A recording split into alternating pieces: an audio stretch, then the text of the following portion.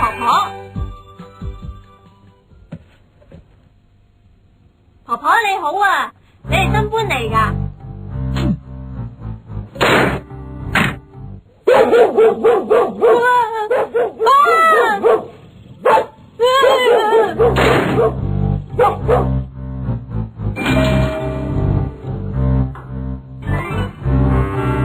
婆婆你好啊，賣口怪，哼！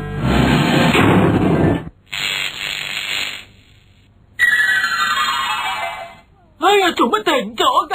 壞 lift 啊！救命啊！婆婆，你冷靜啲啦，撳咗個警鐘就會有人嚟救我哋㗎啦。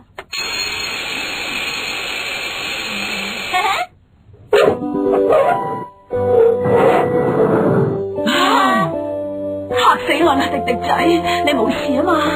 媽咪，我冇事啊。迪迪仔真係好叻啊！頭先全靠佢咋，如果唔係我都唔知點算咯。係啦，婆婆啊，你咪啱啱搬嚟嘅。係啊，我就住喺你哋隔籬個單位咋，請過嚟坐啊！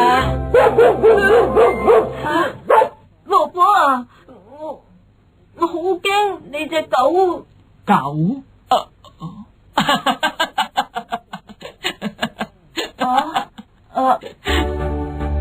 估唔到婆婆屋企隻狗竟然係部錄音機喎。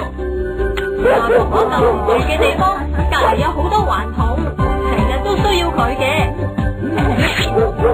令到佢一直都唔中意啲隔籬鄰舍，所以初初對我哋好冷淡噶。